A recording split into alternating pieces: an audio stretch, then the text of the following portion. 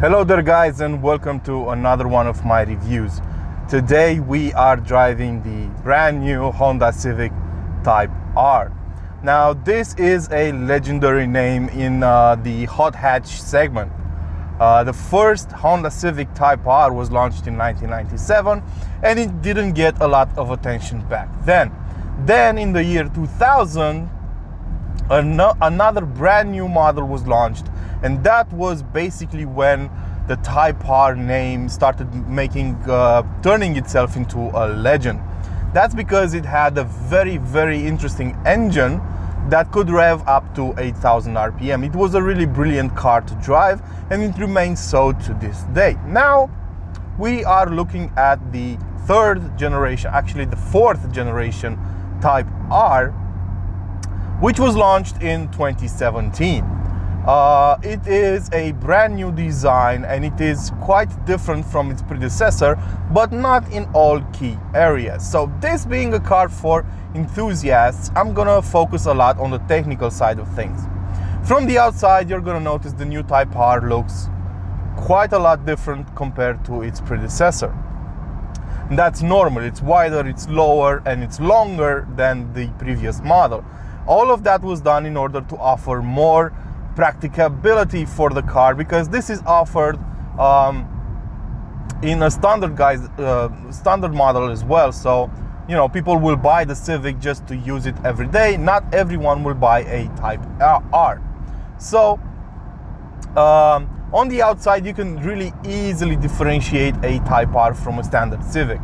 It has a lot of aerodynamic bits up front. It has a new spoiler at the bottom of the bumper. It has new side sills, a huge spoiler at the back, some vortex elements on the roof, and so on. So it's easily differentiated from the standard model. The thing is, I don't like the fact that all of those add-ons are made out of plastic, and they're not really made out of carbon fiber as the wrap around them would make you believe. So they look like carbon fiber, but they're not carbon fiber. So that's something you might want to take into account. I'm not going to judge the exterior because it's such a subjective topic. I don't like discussing design in general because it's very subjective. So it may happen that something I like, you guys don't like, and so on. So I think everyone should judge for themselves. For some people, it looks great with these 20-inch wheels and those huge brake discs behind them. For other people, it's just too cartoonish and it's a bit too much. Looks a lot like a boy racer's car. Inside the cabin though, I think everything is a lot more clear cut. You have a simple 8-inch display over here on the dash. You can connect Android Auto and Apple CarPlay to it, so I am not really bothered by how slow the infotainment system is. Everything looks just like in a regular Honda Civic. You have some carbon fiber accents and trims here and there, but they're not really made out of carbon fiber, they're made out of plastic. The instrument cluster is a bit different, as in it has red outlays everywhere, and it has a bit more functionality compared to a regular Civic. It displays the turbo pressure, the oil temperature, and so on. You even have shift lights in it if you wanted to. But other than that, everything is just standard Honda, except these seats, which are specific for the Type R. Now these seats are pretty much comfortable. They're more comfortable than the seats offered on this car's main rival, which is the Renault Megane RS. But they will not fit every single person exactly the same. For example, the seat back padding is a bit too much for me. I have a wider than regular back, and I don't really fit all that great inside it. But I know Honda couldn't have developed a seat that would basically be one size fits all. So that's something you need to know. If you're on the larger side of things, just like I am, you might consider that before buying a Type R. You might want to take it for a test drive to see how you can handle the seats. In any case, you can change them. Now let's get down to the dirty gritty, to the driving experience. The seating position is actually really good.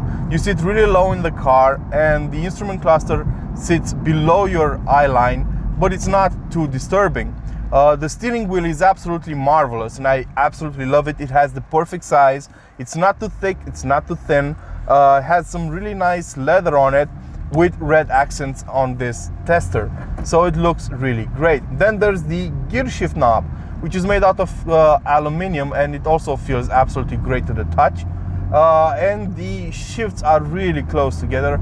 The gates are really close together, and the throws are really short.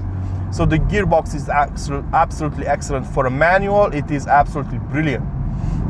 What I don't like is the clutch.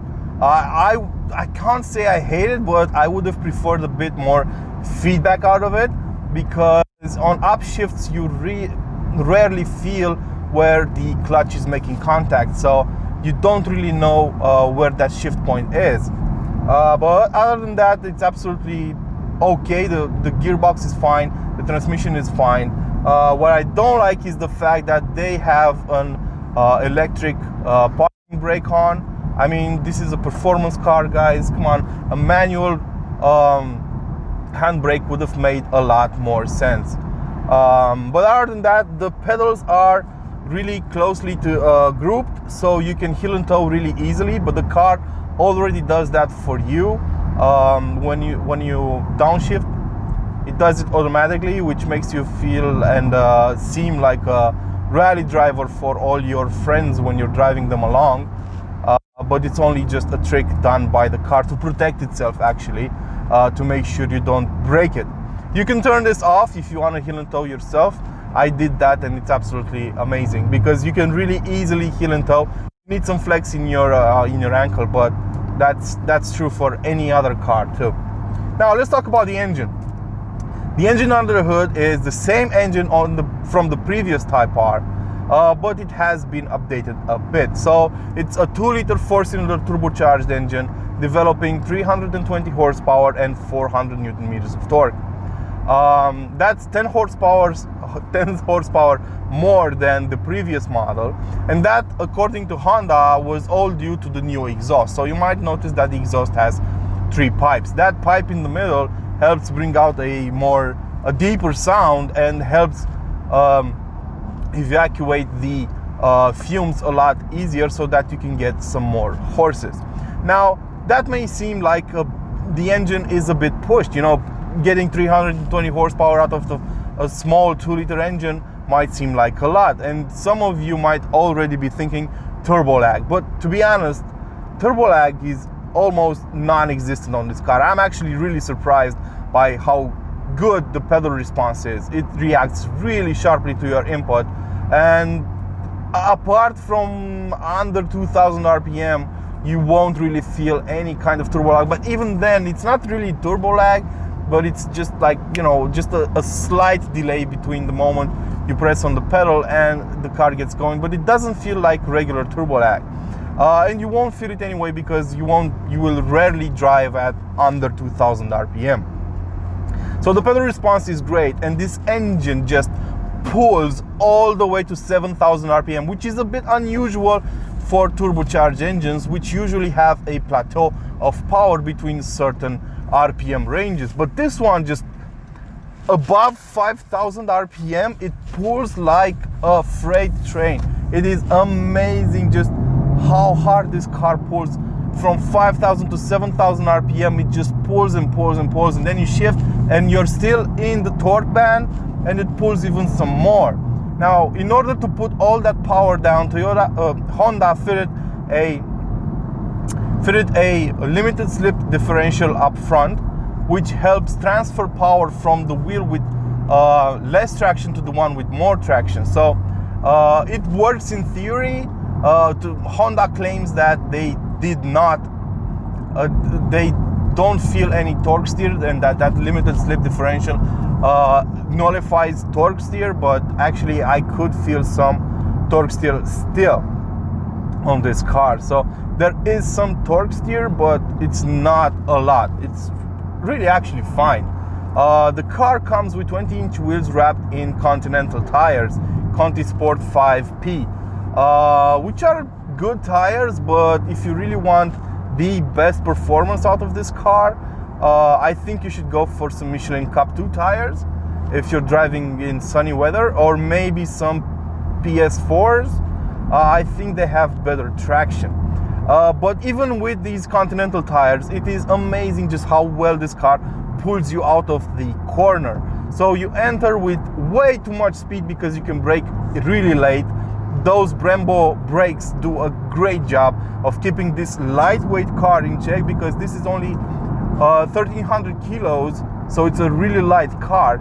And when you can trail brake really easily with it, you can enter with really high speeds into a corner, and the grip of the front end will simply keep you in check.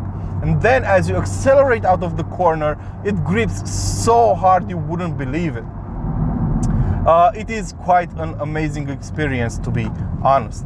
So it's a really good driver's car. But is it practical? Well, to be honest, nobody really buys a Type R to be practical, but it's good to mention that you have plenty of room inside, both up front and in the back.